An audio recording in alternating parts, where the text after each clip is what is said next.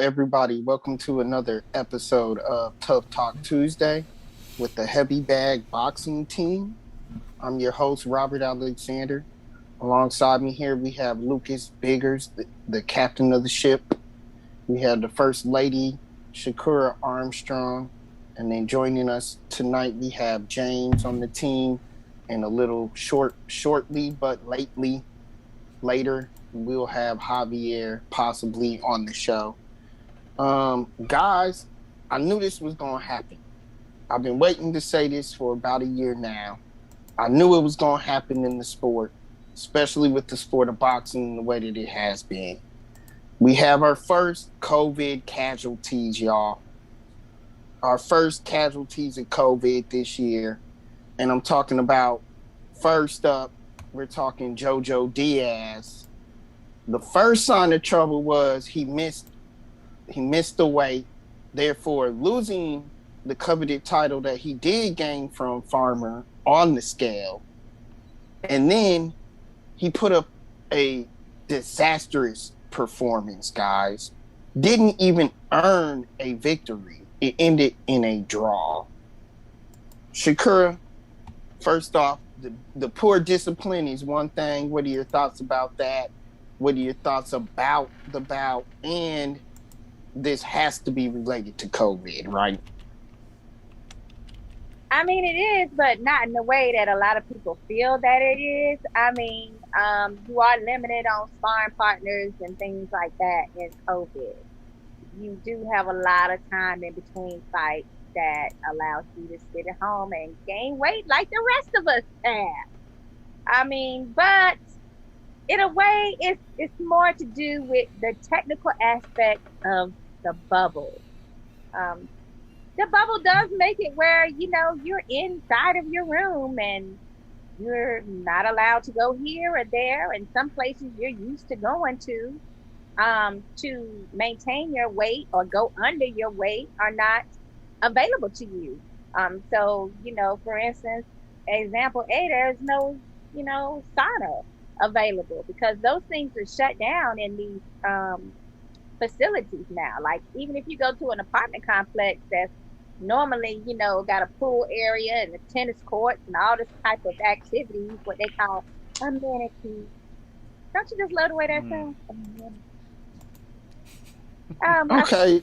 I say it like that because I've been missing some amenities because we haven't been able to go somewhere where there's actually like a resort atmosphere lately. But anyway, your amenities are not available to you, because of COVID, they're shut down. So if you don't lose your weight ahead of getting there, I mean, you're practically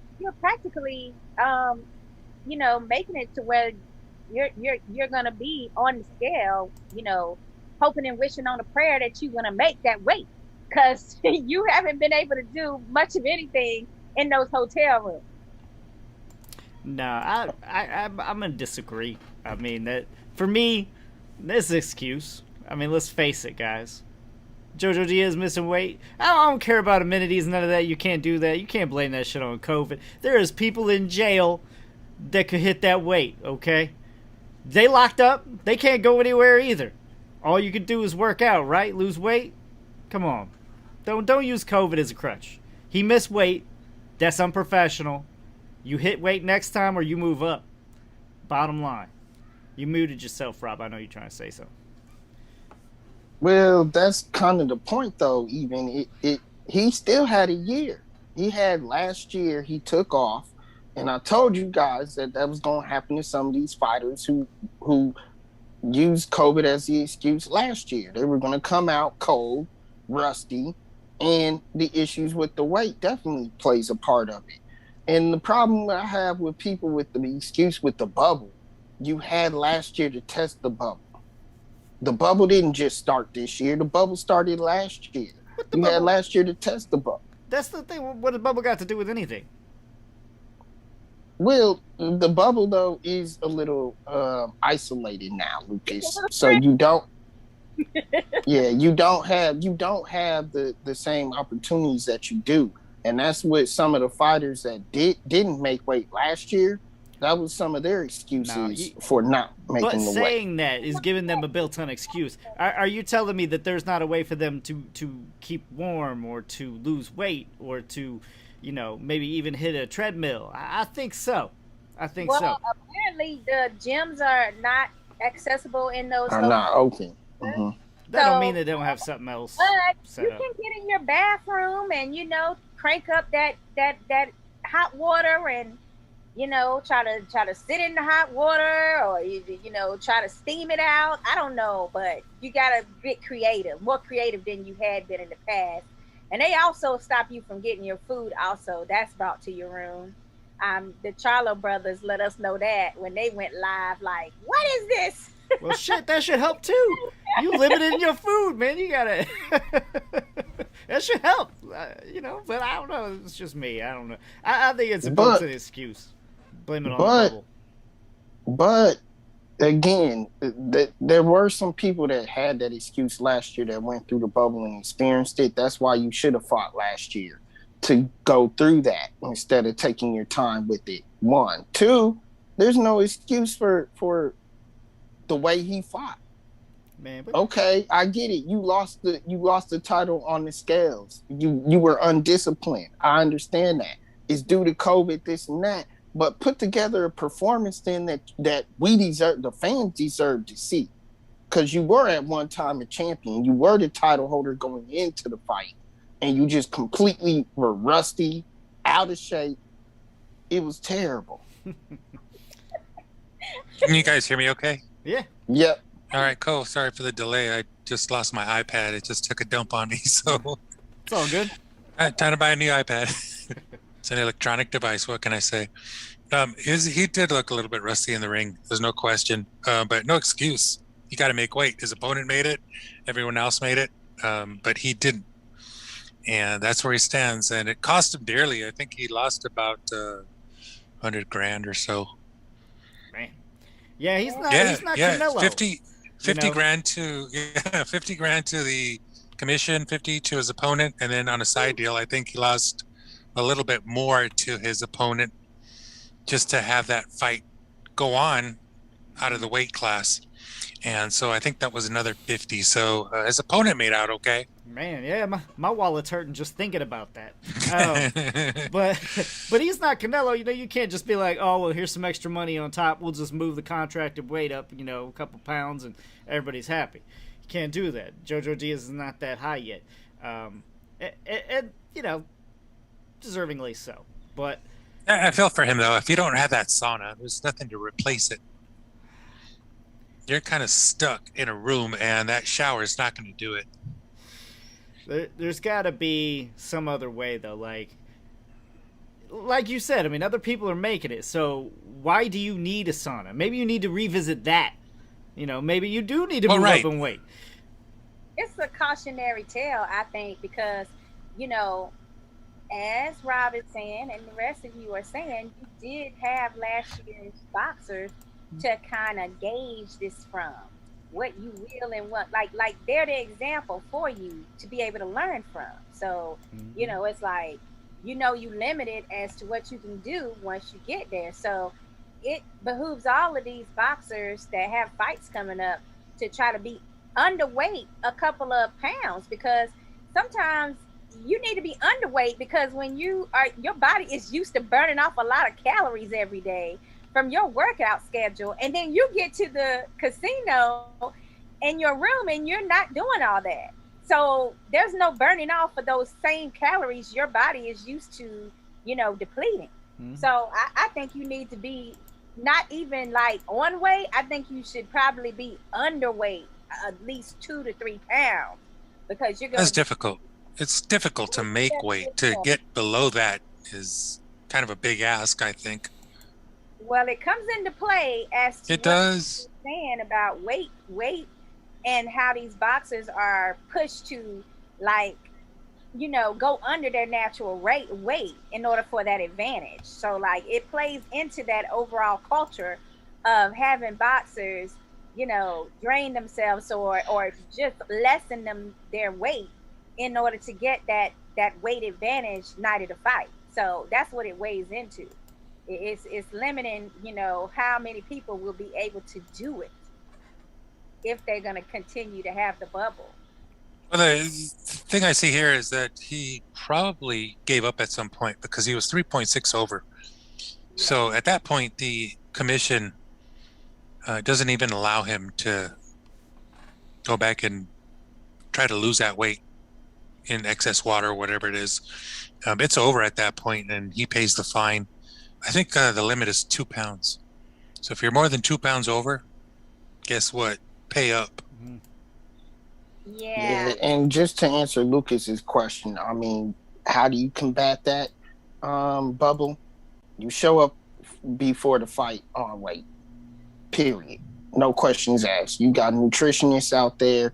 You got trainers out there. You got strength and conditioning coaches. You got all this stuff out there at your disposal. There's no excuse for you not to show up at the weigh-in or fight weak on weight or on par to make that weight.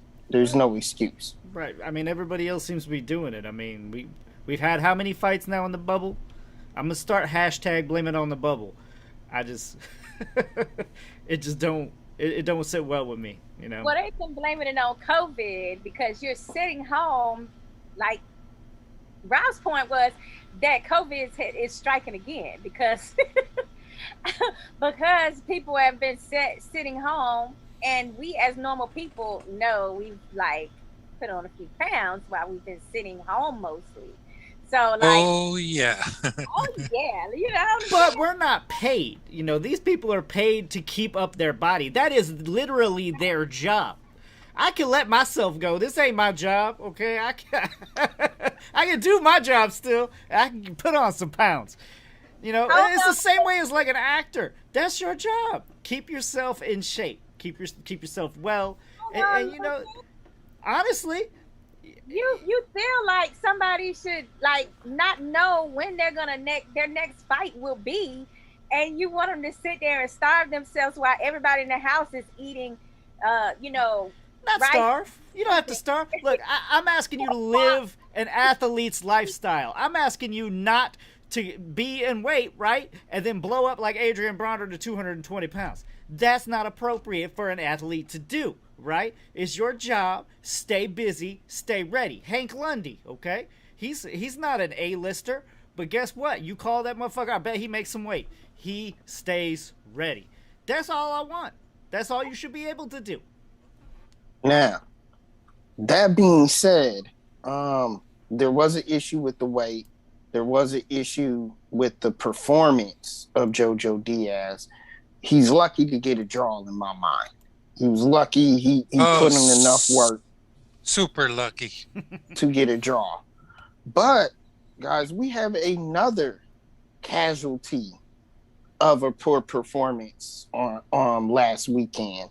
You have another big-time fighter in Josh Warrington losing against Mauricio Lara, an unknown fighter in the featherweight division.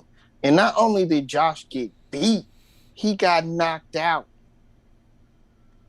God, this is another guy who came into the ring looking flat, looking rusty, and this was supposed to be dubbed as a tune-up fight to bigger fights this year because he took a lot off due to COVID, and guess what? He got knocked out. What is going on with Josh Warrington? I mean, he really did look rusty. And again, you have to say, is this the effects of COVID? Well, maybe it is, but I'm not very familiar with Lara at all. I assume that he's from Mexico City, and if he is, he could be from the Nacho Beristain gym, the Romanza gym. I'm assuming that's where he's from. And they produce some tough cookies in there. He was swinging hard. He has a really, really powerful left, and he was getting that left in at will. Surprisingly, and Warrington simply didn't have an answer for it. And in the end, it just took its toll. Yeah, James, I'm with you. I don't think it was COVID at all. I think that he met his match. And anytime you got a hungry boxer that's from Mexico, getting plenty of work in Mexico, Well, that would be all the fighters in Mexico, right? yeah, Mexico City, they getting plenty of work down there. Like, you can be as rusty as you want to be when you go in there. I mean, I saw it as he just got caught early in the fourth round when he got caught and he was buzzed. I don't think he ever recovered after that. I mean, and Lara did what he was supposed to do. He was the underdog, so he had to make it definitive. I'm the better guy tonight. So I wasn't mad at that at all. I love seeing the underdog win, but I agree. I don't really think it's on COVID. I think a lot of people are putting too much on that. Like I said, you can hashtag blame it on the bubble all you want, but it's not saving you this time. Not in my eyes. I mean, you got knocked out. Jojo Diaz looked bad too. Why are we all blaming it on other stuff? Maybe it's his opponent's just better. At least better that night. So look, Warrington, okay, first off, it was at Wembley. So it was at his home arena, in his hometown. The fans aren't really there, so it wasn't a lot to get excited to. It wasn't a marquee matchup because, again, they called this guy a tune-up. 3 weeks before the fight, he decided to vacate his IBF title. So this was really something that Eddie Hearns and him were kind of banking on as being an easy fight. I really think they diminished their opponent. I think that they really thought this was going to be a post-COVID bout, and he was just going to be able to run through this guy without any proper practice, without any proper guidance, without any big issues at all in the ring, and he met his match. Not only did he do that, but he didn't look like Josh Warrington. You'd have to see the fight to notice. He looked flat from the beginning to the end of the fight, not just after being pummeled. He looked flat coming into it. He didn't pose any type of threat to his opponent. He didn't look like Josh Warrington at all. Okay, so you're saying it was really not Lara whatsoever. It's that Josh didn't show up. That's not only me, but brother, unfortunately, it's the whole boxing world that's seen this fight and commentated on it. They all believe that Warrington was flat. They believe he was rusty. And no, they really didn't give Lara much other than winning this fight. They didn't give him much attention as far as him beating the man because Warrington looked that bad. Well, I think they didn't give him that credit he deserved because they were in the UK and they were favoring their hometown boxer. I mean, I don't see anything wrong with that, but at the same time, we as boxing fans need to start recognizing when we're getting fed a hype job. So, I mean, they was hype on Warrington, but guess what? Whether you rusty or not, that ain't gonna get your ass knocked out. And that ain't gonna get you buzzed in the fourth round. That happened. And it happened because Lara did it to him. So, I mean, I feel like they're not giving Lara the credit. I mean, I sat there and I was like, damn, this kid is kind of looking good right now. Warrington probably could have looked better, but I just feel that he got caught early on, and from then on, he was in recovery mode and survival mode. And so that's how that went until he finally got him out of there. I mean, and the fight went longer than it should, too. Referee could have stepped in there way earlier than he did. They were giving Warrington the benefit of the doubt, trying to let him prove that he was a champion, and he didn't do that. When he got knocked down in the fourth, and did you see how he stumbled when he was like, come walk here? He was like, walk my way, the ref was. And he was stumbling and everything, and they were still like, okay, go, kid. I was like, damn, they are really rooting for that guy, but yeah, definitely, I'm feeling you on that point. It should have been stopped earlier. Sure. That's where it gets dangerous. Yes. I don't want to see anybody else die. After the Patrick Day thing, up here in Chicago. I don't want to see anybody else die. I think they need to err on caution. If they're checking your gloves and you stumbling all over the damn place, that should be called immediately. I don't care if you even trip over your own feet. That's too much. Too much. You got to stop it. That's one of the things I noticed is that Laura was asking for the corner to come in immediately to get Warrington some help. I mean, he was motioning to the corner to come in. Right, and it's messed up because bad. Why do you check the gloves? Why do you do that? Why do you give him instruction to make sure he's there? If he's stumbling, stop the goddamn fight. You're gonna get somebody killed. Unfortunately, people have been killed in the ring for that. And they continue to be, and this is the bad thing, is it does not have to happen. Stop getting, refs and everybody, we all have bias, I understand that, but life should come first. He can come back from a loss. He can't come back from the grave. Absolutely. 150% agree with you on that point, Lucas. And this is the problem that we're seeing is that when you're a favorite fighter, we're going to give you the benefit of the doubt. But I have heard commentators also mad when a ref stops something early. Like, they're like, oh, he should have gave him the benefit of the doubt, and they should have, he's a champion. They needed to give him his chance, Like, they have, things that they're saying, too. So, once again, we're talking about boxing culture. Mm-hmm. Now, guys, that being said, those were the lowlights of this weekend's fights. One of the highlights being Richard Commey. Like Lucas said, we like to see the underdogs. We also like to see a great comeback story. And this is a great start of a good comeback for Richard Commey. We all know he lost badly to Teofimo Lopez. And really at the time, we didn't know what Teo was made of. Well, now we do. Richard Commey came back this weekend in his first fight back, and he earned himself a 6-round knockout victory. And it was very impressive. I was very glad to see him back there in the ring, and I think he can still try to compete and make a comeback. How far he goes, it's up to him. It's up to his camp. Hopefully they learn their lessons. But what were your impressions on the Richard Commey knockout? It was a pretty spectacular one. I'm glad to see him back. I mean, they said he actually had a visitor. Teofimo himself came in and kind of talked to him, gave him some love, and I think they might have energized him a little bit, but regardless, I think he definitely is back in the picture now. He was on point. I didn't really see anything out of the ordinary there, and I'm looking forward. Maybe we could even get a rematch,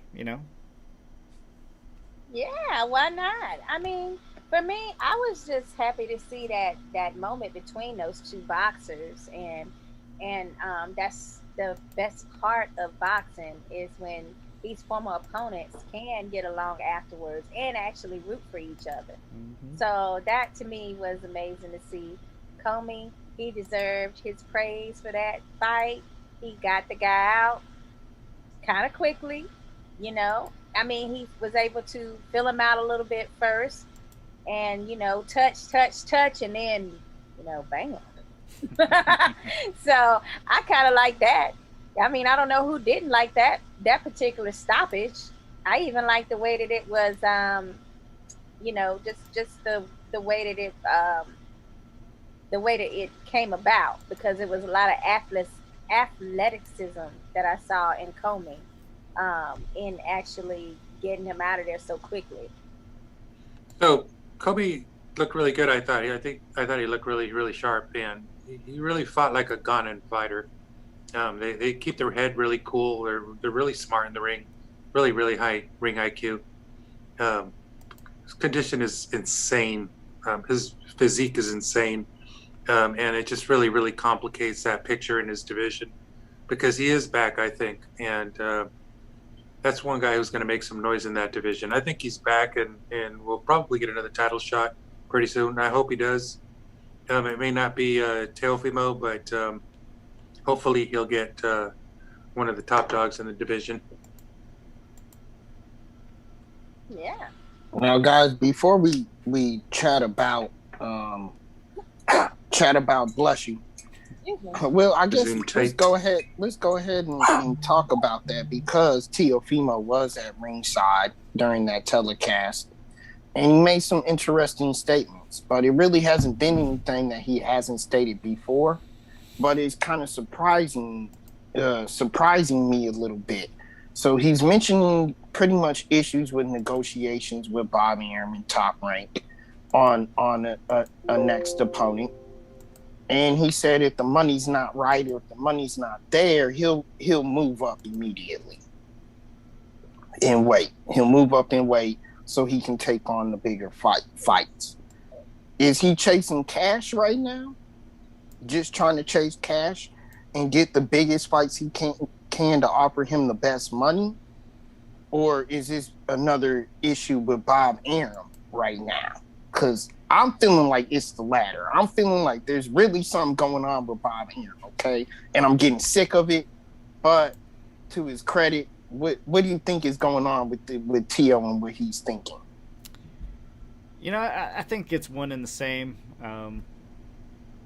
It's hard to get those fights sometimes, and it gets frustrating. And who are you going to blame? Who's not making the fight? Your promoter. So it's kind of one and the same. I think he wants those big fights, but he also wants the money. So and neither one are happening. So you get super frustrated, and who can blame him? So why is that, Lucas? Why is something not given, especially considering he's top dog right now, really? At the Lomachenko victory, and I know everybody pretty much has him as fighter of the year last year. He is due a fight. He is due a big money fight at that. That's part of the problem is who do you think is going to be a big money fight? Because who's going to be bigger than Lomachenko? Who's going to get him more money than that? It almost feels like fighting a Haney is a step down.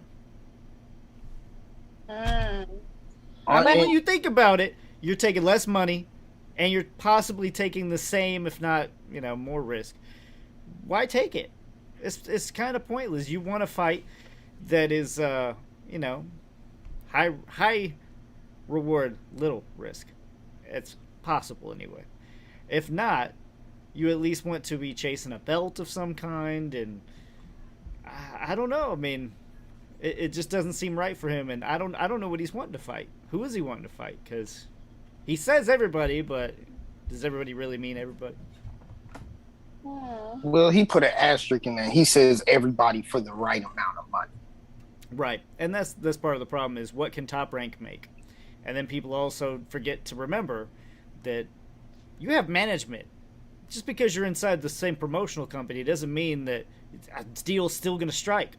It makes it easier, sure, but that does not mean that that's still going to be made. I mean, that's why when you talk Errol Spence and Bud Crawford, I mean, that's even more hoops to jump through than just a Bob Arum to a Bob Arum, type fight. And a lot of people forget that. They think, oh, well, you're the same promotion. It's easy, right? It's like, no. You still got management systems, PR people that want to get in the mix and say, who gets what share, and it's a big headache. My understanding was that. Go ahead. My understanding was that Tio was looking to fight once, maybe twice. No specifics there, and then move on up. I thought he was coming up in weight. I was expecting maybe one defense and then vacate, move up. I'm still expecting that. I don't think that he's going to stick around in his division much longer. I mean, for me, what Tio is talking about doing, that's what I had advised Haney to do. Because nobody's jumping around fighting Haney. I'm saying everybody is jumping around fighting Haney for some reason. So, with that being said, why should he stick around at lightweight, waiting for this opportunity that obviously people aren't really hooping and hollering to get in the ring with him? So when it comes to Tio, thinking the same, yeah, he's protecting his career. He doesn't want to start getting stuck to where, nobody's good enough for him to fight and make a payday like he made with Lomachenko. And then at the same time, if he takes less, then the next time he fights, he loses that leverage of getting paid, you know, what he said he got paid in his last fight. Like right now, he's able to say, you know, hey, I fought Lomachenko, I made this amount of money, so I'm expecting this amount of money, you know, to fight my next opponent. And as soon as he decides to like take less money, now people are gonna be like, well, you fought this person for less money. You know what I'm saying? So it's kind of like he's trying to protect his career and how much money his purse that he's already assuming that he should get in future fights. Now, if he can make more money and stay active and busy at a 140 or 147, and I feel like he should do that. Especially if Bob Arum is in it seems like he's in the spirit of saying, I don't want to pay for this amount of an opponent. And it's just not Tio. You know, perhaps Tio is seeing the same thing that a lot of us are seeing, that Bob Arum is saying no to a lot of people that are possible opponents for individuals that actually have a name. So, like, how is he going to be any different? And that's my issue with Bob. Now, here's my issue with Tio. Disagree all you want to. I'm going to make some points here that each of you have talked about before in the past. Why are you trying to move up already when you have guys there that are already big names? Why are you avoiding those fights? You beat Lomachenko. You didn't beat the rest of them. You exposed Lomachenko, who may or may not have been the best fighter in the division. We don't know. There's Tank. There's Haney. Santa Cruz is in the mix, even though he just lost. You have names right there at your disposal. When Terrence Crawford went up, he didn't just go up.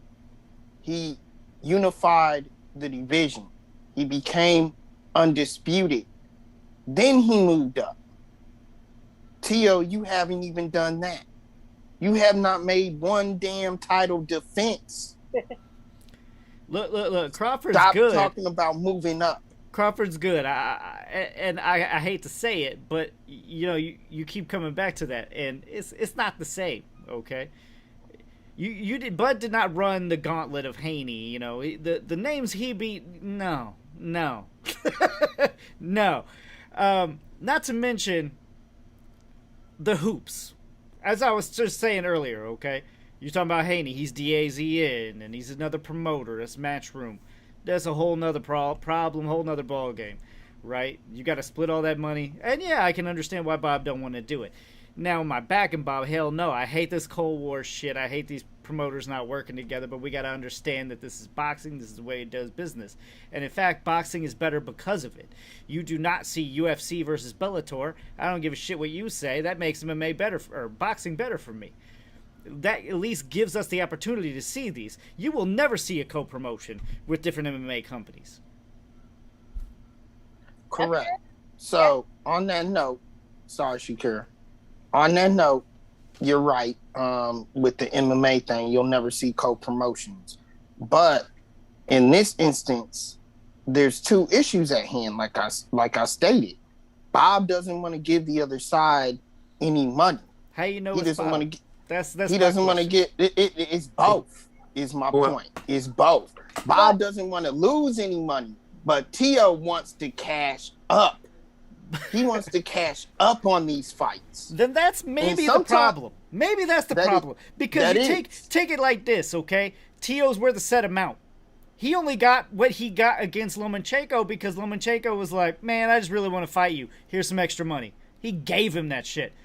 He is not worth that amount yet. He does not have that big-ass name that he thinks he has. I like Teofimo Lopez, and he is a monster. But as far as a household name, he is far from it. Lomachenko has a much bigger name. And Haney is the same way. I mean, Haney's not a household name. None of these guys are really. Tank's probably the biggest name as far as all of those go, excluding Lomachenko. But like I said, those fights are hard to make. I mean, I don't care if it's between any of them. I'm not even putting Bob in there, okay?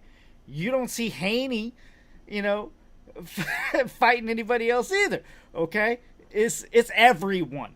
You can't just But narrow look, it down and say Top Rank because Bob Arum, through the years, has made fights happen.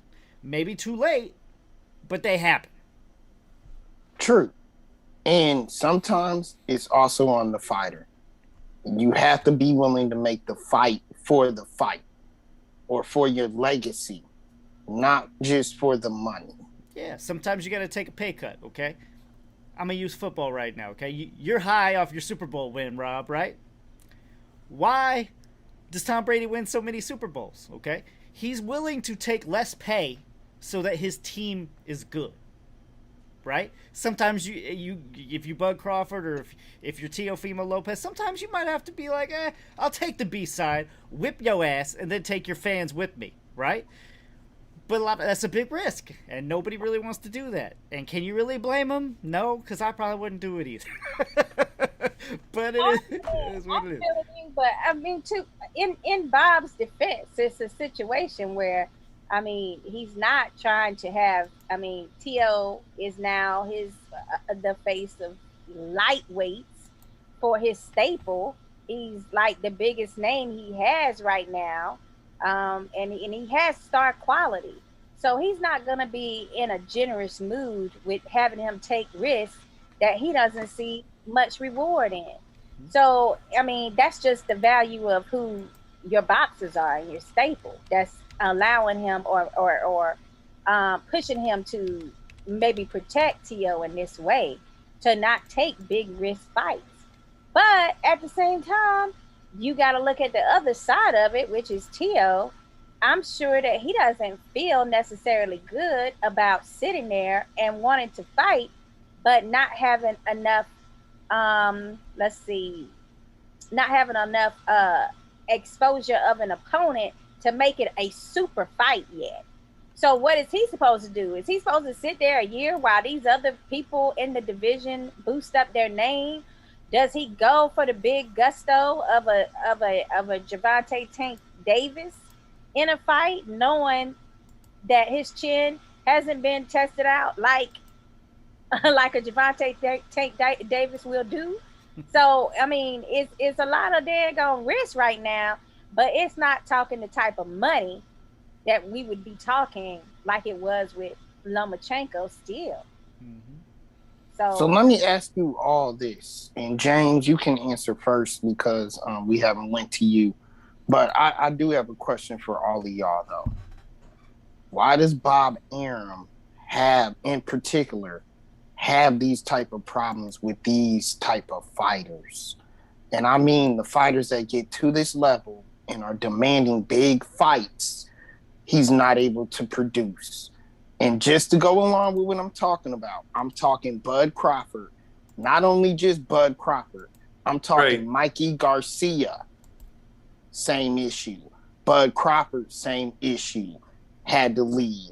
You can go down the line now. He now has Teofimo Lopez. Same issue. Yeah. Why is this an issue continuing to happen with Bob Arum?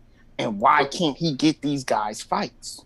It seems like that problem's following him everywhere he goes. So, and I brought this up the week before last, but Gilberto Ramirez, Zurdo Ramirez, same thing.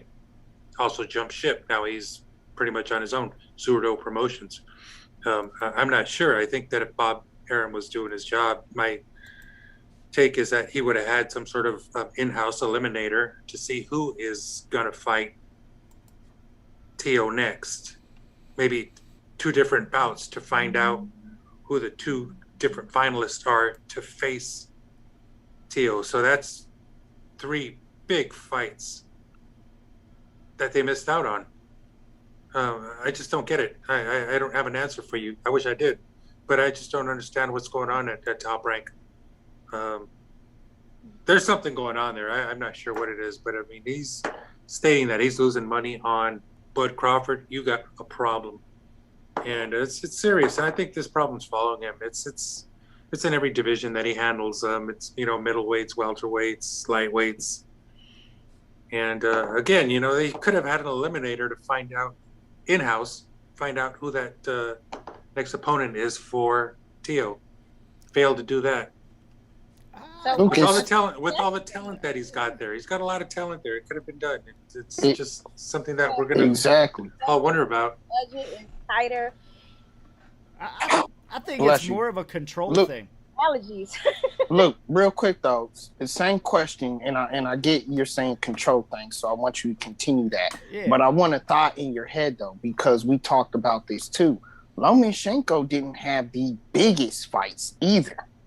No. Coming out of Top Rank. And I think that's what it is, you know, Top Rank wants to build, and mainly Bob Arum, he sees things going in a certain way, and he wants it done his way.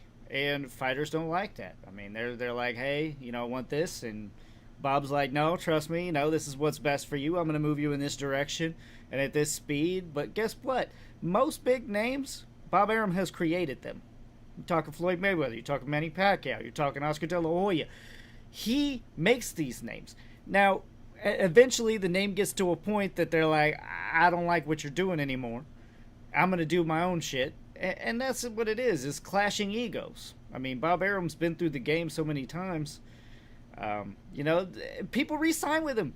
So clearly, there's something going on, but he's getting people the money that they deserve. I mean, Bud Crawford re-signed for a reason. You know, Tim Bradley re-signed twice for a reason. I mean, Now, Tim Bradley. No, I want to know your opinion, Shakir, but Tim Bradley, I honestly think was his biggest accomplishment, in my opinion. That was really his biggest accomplishment for Bob Arum. But when you say, and I have to answer this, when you say he makes those names, the problem I'm most interested in Bob Arum right now is, okay, you can argue that he brings them up and makes the names, but he can't get them there to the level. And you also can argue the fact that they make their own names too. Okay, they make their own reputations as well. And then when they get to the level that they feel, he tries these stalemates. Well, no, I'm definitely not saying, like, you know, obviously you can't make a fighter who's garbage into, like, you know, the next Floyd Mayweather. He's not even a trainer. I'm just saying, bringing up as a promotion, he knows how to bring people up correctly. He does it in correct steps. You know, okay, something in the fight game maybe a lot of people don't know. Okay, if you're a boxer, you can get up to like 19-0, 20-0. You're pretty much worth $500,000 in your next fight. It don't matter if you beat bums or not. You know what I mean? He's bringing people up correctly. He's stepping up the level of competition, and he feels like he's doing everybody, you know, a service that's underneath him. And I'm not going to say that he's not, but in a way he does hold some people back, I'm sure. You know, he doesn't want to have dealings with certain people. Al Heyman involved. Oscar was one at some point. You know, it is what it is. And I feel what you're saying, Rob. It's a little bit of both. Shakur, I'm sorry. Go ahead. You know, some of that credit is Bob Arum. Some of that credit is their matchmaker. I was trying to look up his name because I do remember. I can't remember his name right now, but Could it be DeBoeuf? I don't know for sure, James. It could be.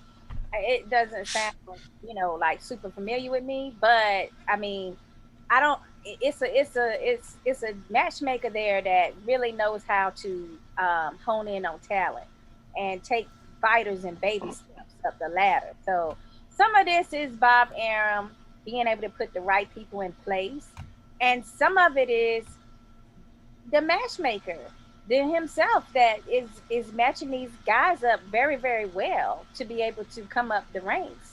But the problem I'm having with all of this that we're talking about right now is just the fact that, you know, you got a Bob Arum and you got his characteristics we've all known about him from day one. I mean, Bob Arum used to be great at having like 2 or 3 people in a division that could just keep fighting each other. They just rotate with each other. And, you know, he would never have to go out of his, you know, of his stable and have these fights.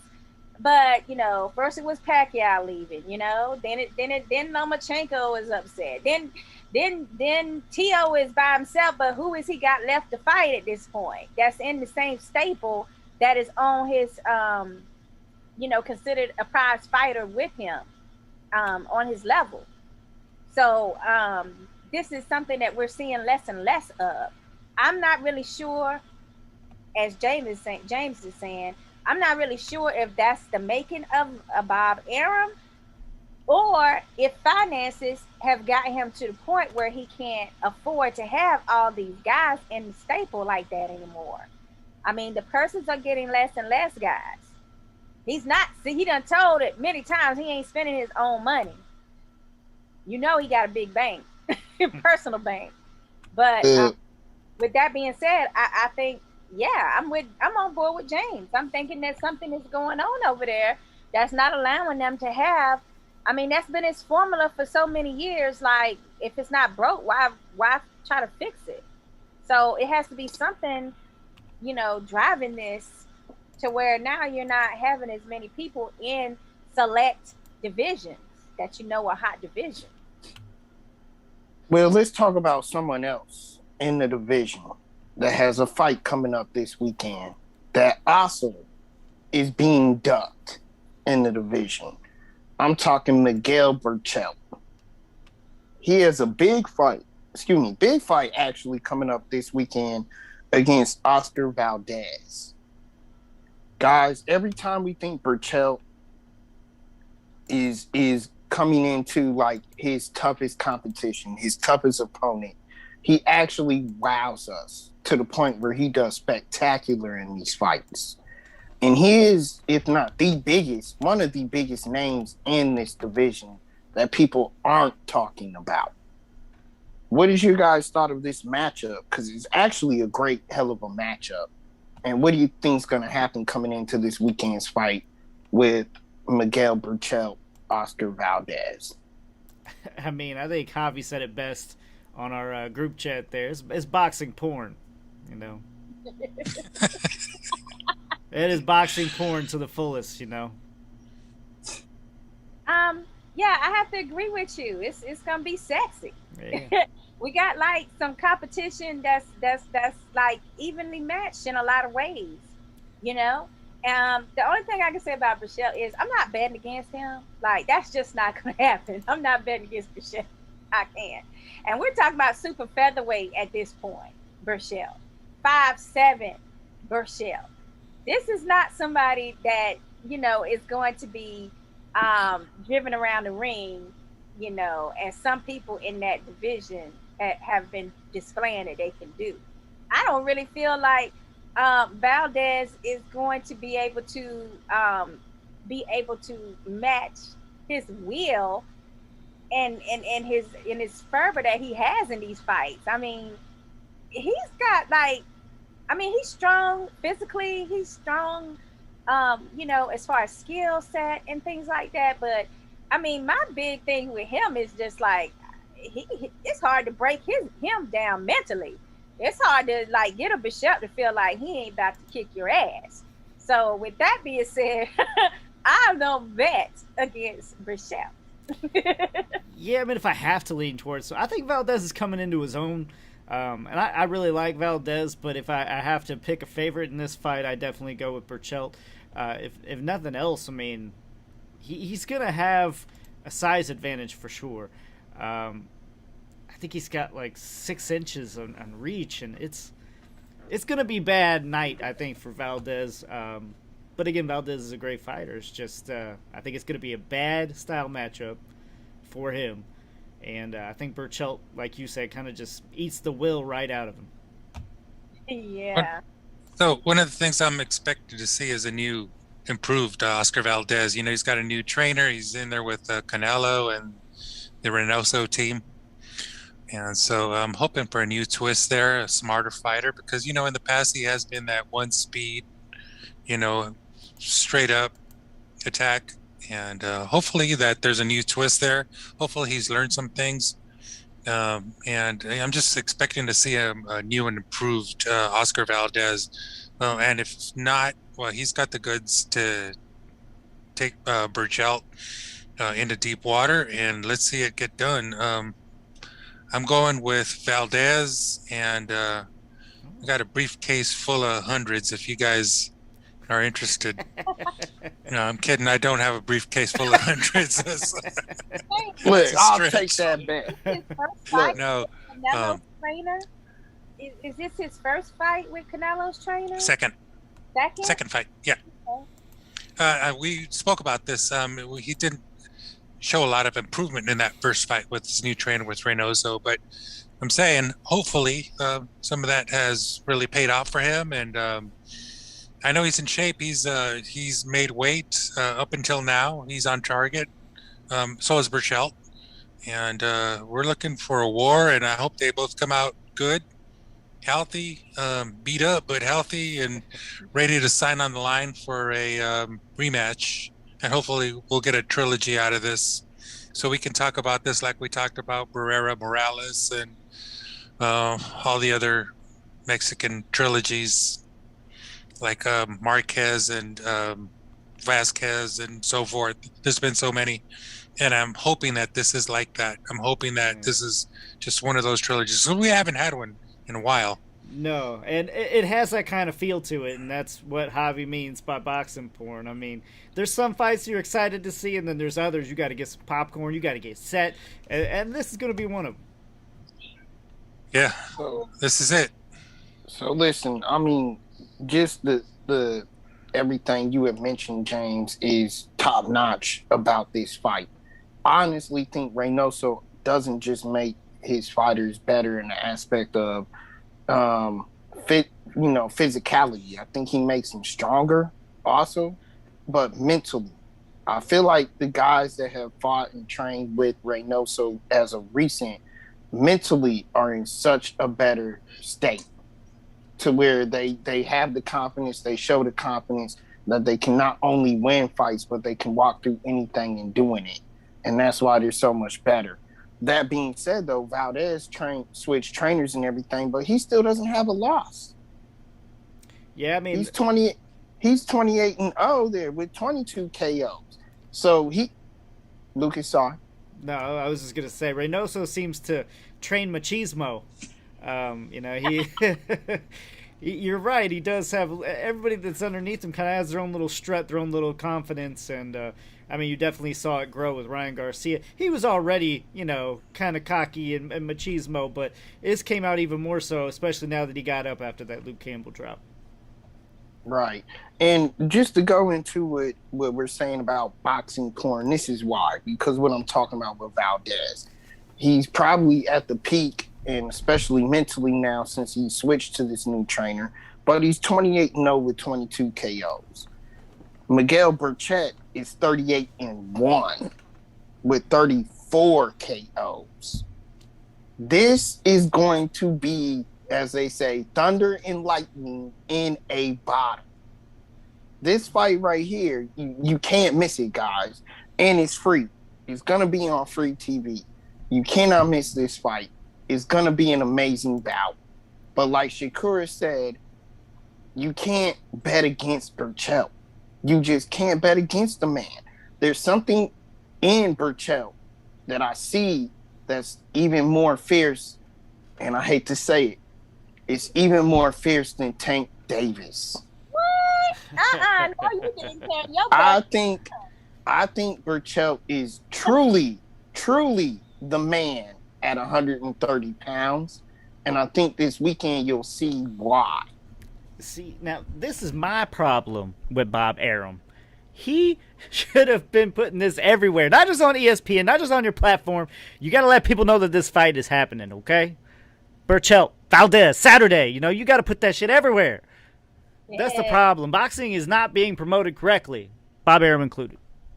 You're absolutely right. Now, the reason why, just to tell our fans, the reason why Lucas is saying that is because I just did a better job than Bob Arum promoting that fight right now, okay? You did. Hats off to you. I mean, we're not on ESPN, so yeah, you already did. I mean, you're absolutely right. But guys, you realize, like, whoever gets through this fight, the next talk that's going to be talk is That winner and Shakur Stevenson. I mean, wow. Just mind blowing. Totally mind blowing. Now, see, I disagree. I think Shakur needs to back up against those guys.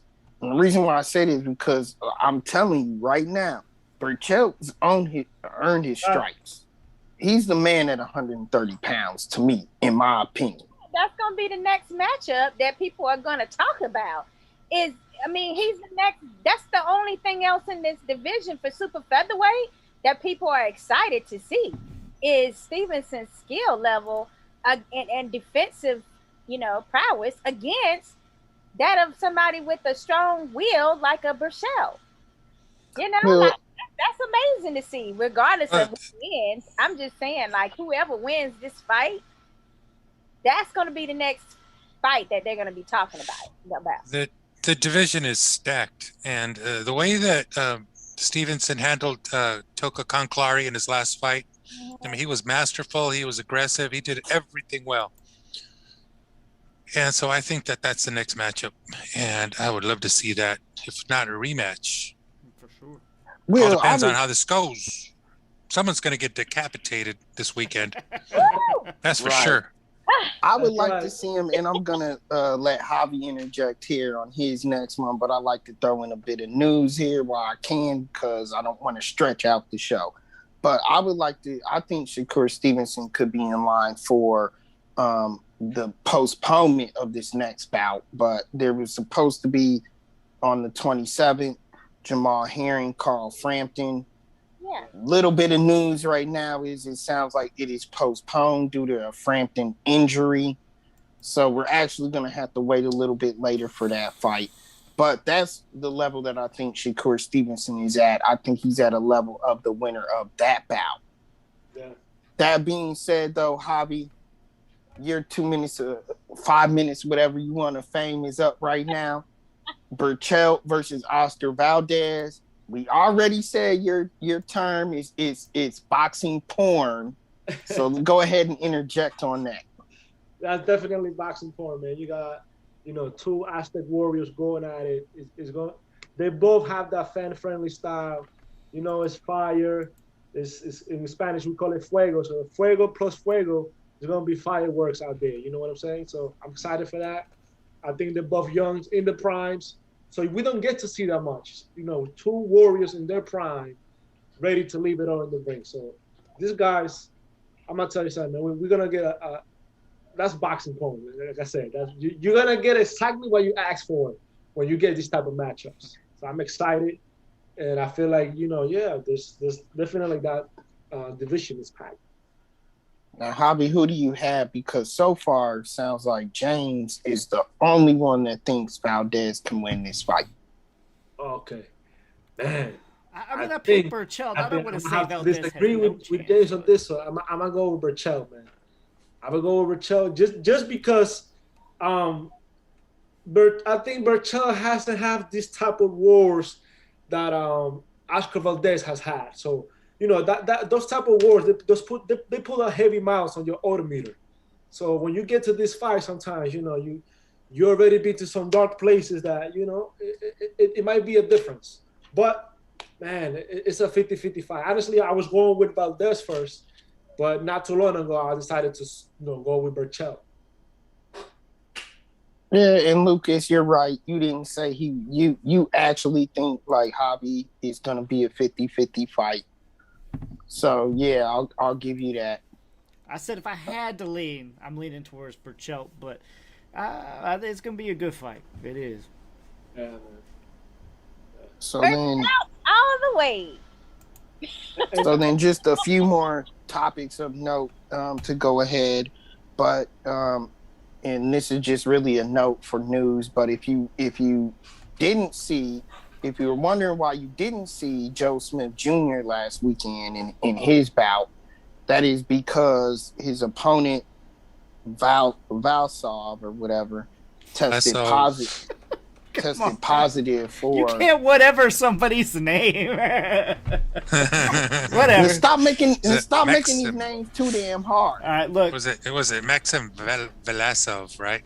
Right. Velasov. And Rob, if they're following us already, they should know because it's posted below on Facebook.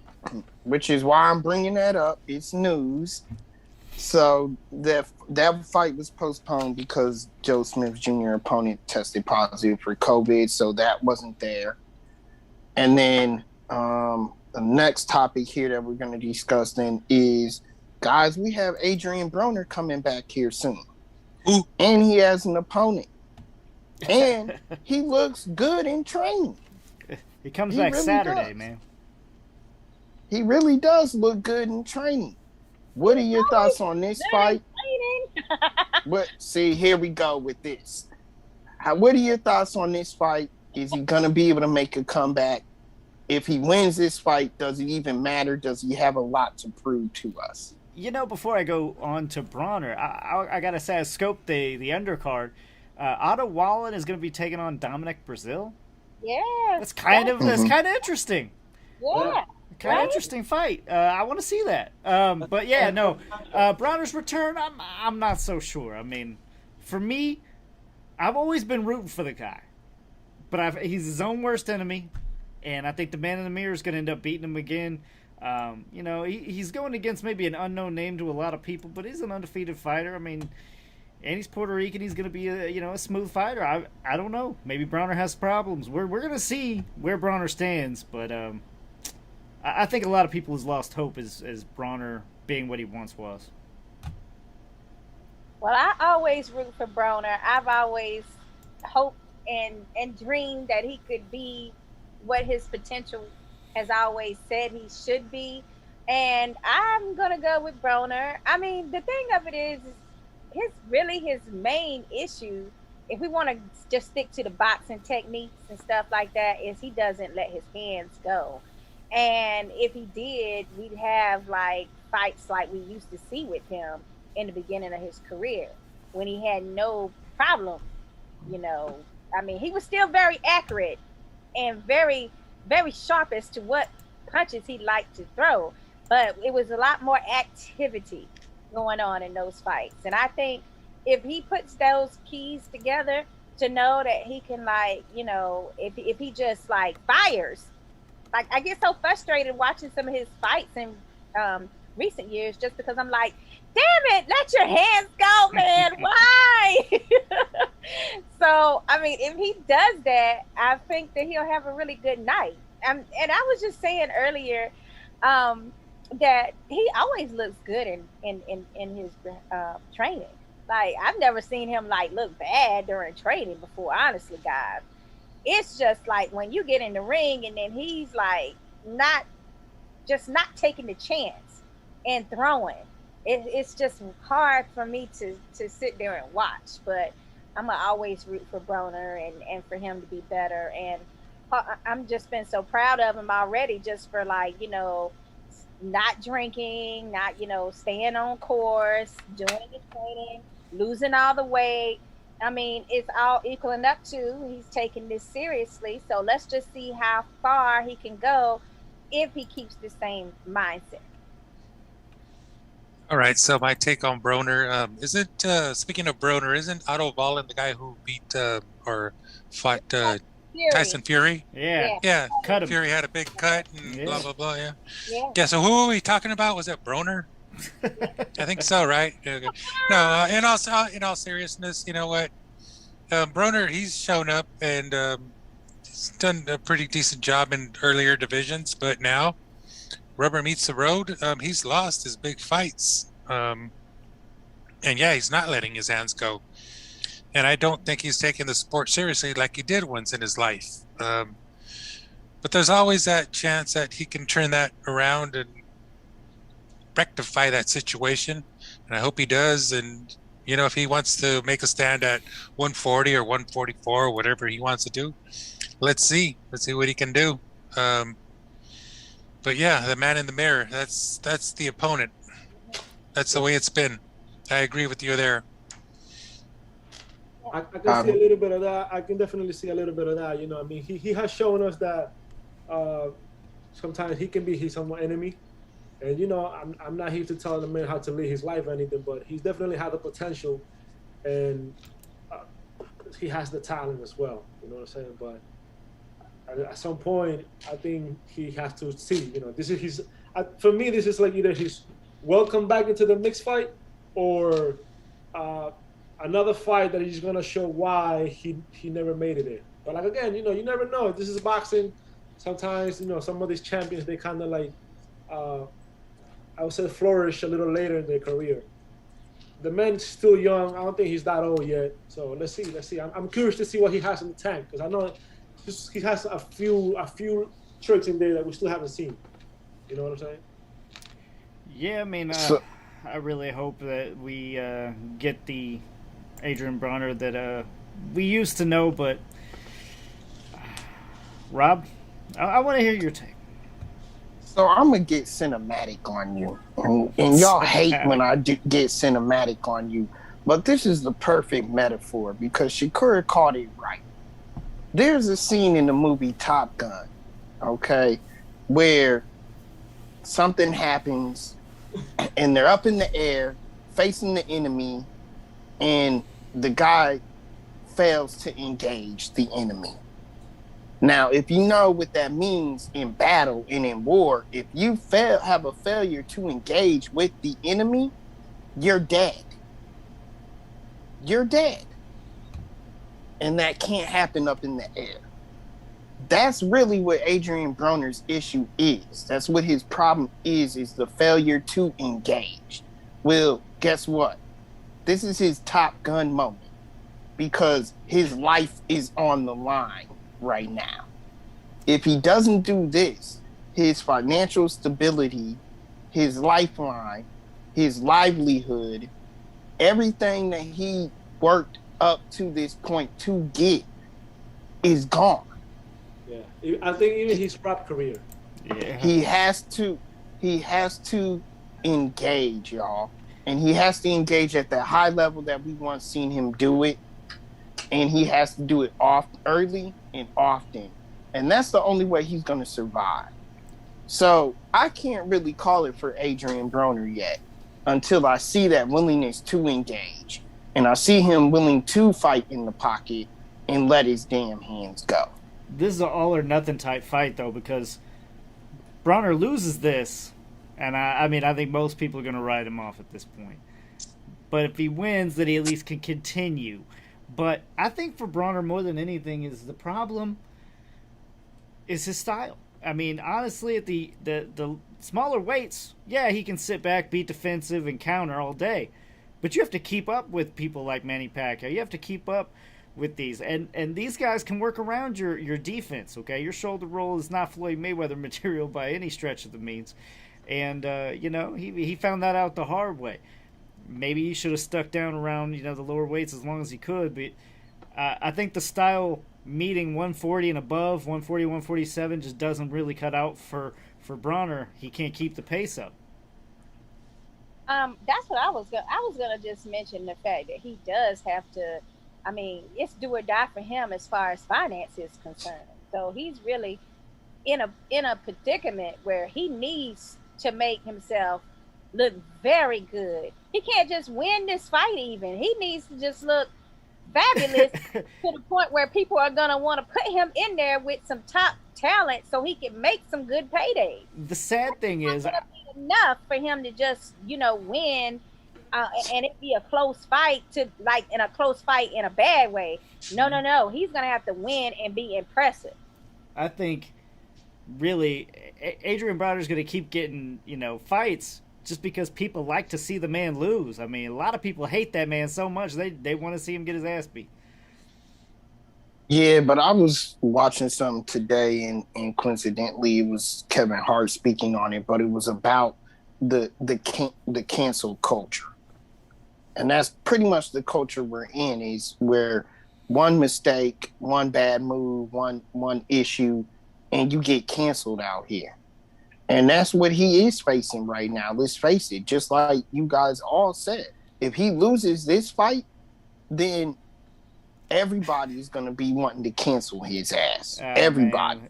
He said so much messed up shit already. They ain't canceled him. He ain't ever going to get canceled. Not man. Well, no, he is going to get. He's got it coming because he is the can man. Yeah. I don't know about And- the cancel and- man, but Yeah, maybe he is. one of the man that And, got and, himself- and Lucas, that's the problem. The man says so much crap through these years, he hasn't backed it up. And these people are tired of it and sick of it and sick of the wasted talent. Look, people, you don't have to look but at the TV screen to see that this man so far has been a waste of talent. And you're only gonna want to watch that so far. And this is the end to me, in my opinion. This is the end.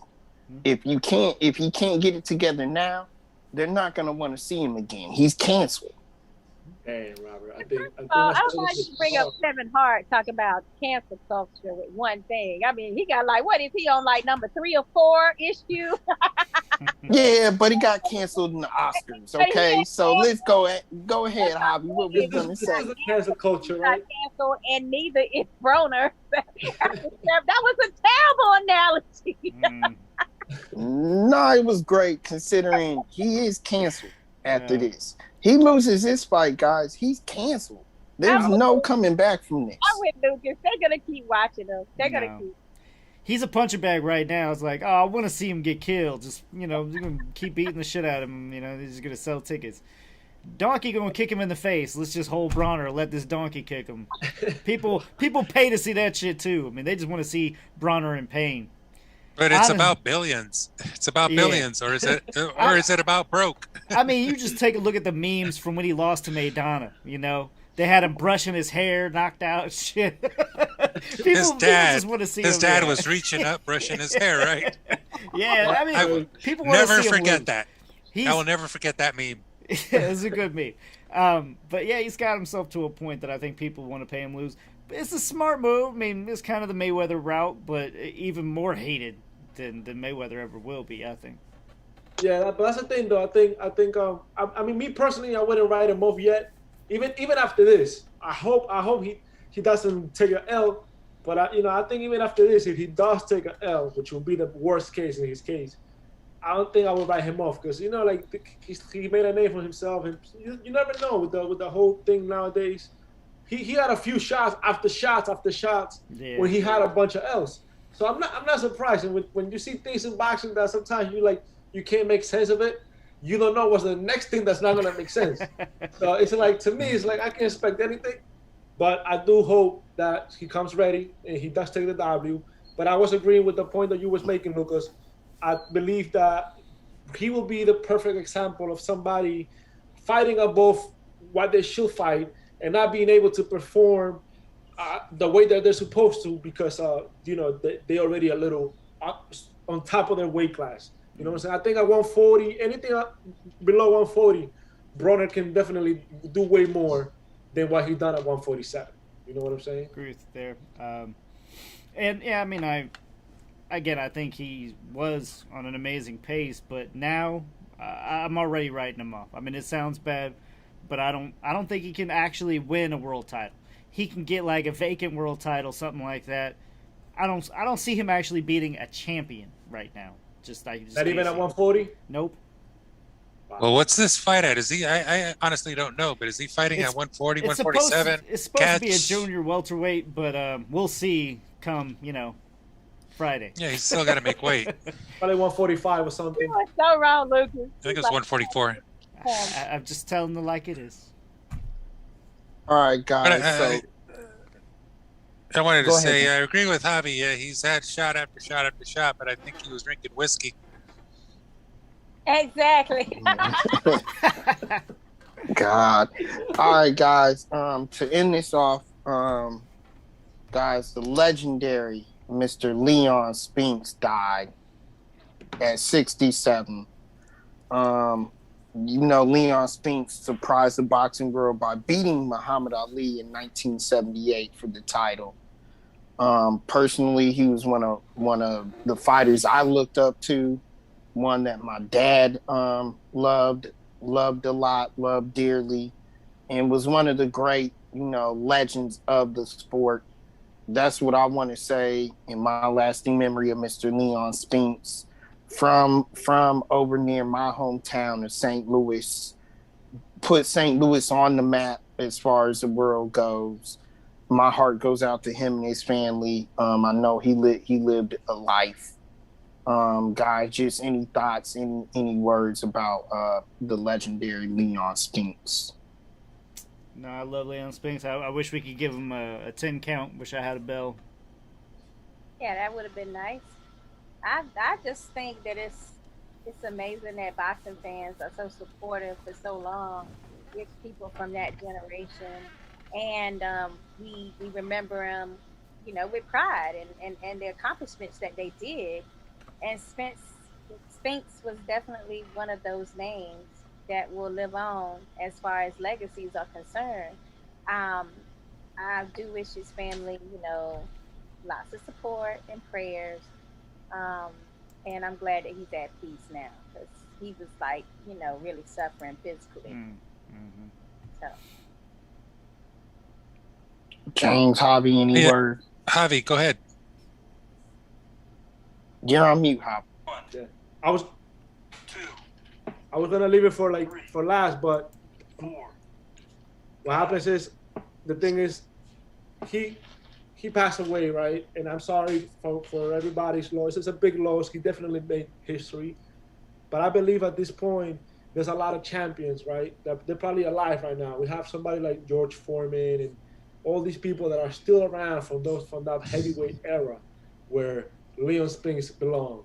And they gave us that fight that was actually some of the last fights of that big era, and that was basically the last era of heavyweights that we have until now that we have these guys nowadays. So I think these are the guys that paved the way for what's going on nowadays. You know what I'm saying? So nothing but respect to the man, and I wish, like Miguel said, I wish we have a 10 count thing to show some respect to the man. Yeah, I just want to say that I recall watching him with my brothers. Probably was on ABC Wide World of Sports or whatever it was, maybe CBS or whatever, fighting Ali and beating him. And we read up on him and figured out who, he was obviously an Olympic champ. And yeah, that was quite a fight, and I'll never forget it. And so condolences to the Spinks family, and may rest in peace. And I'm sure that will get that 10 count this weekend at some point. For sure. yeah, for sure. All right, guys, that is all I had. Any final words? Yes, guys, if you have a chance, I would like for you guys to check out and support Mark Reyes Jr. because he has a fight coming up tomorrow on Showtime. He's going to be the main event. Him and his opponent has lots of words for him.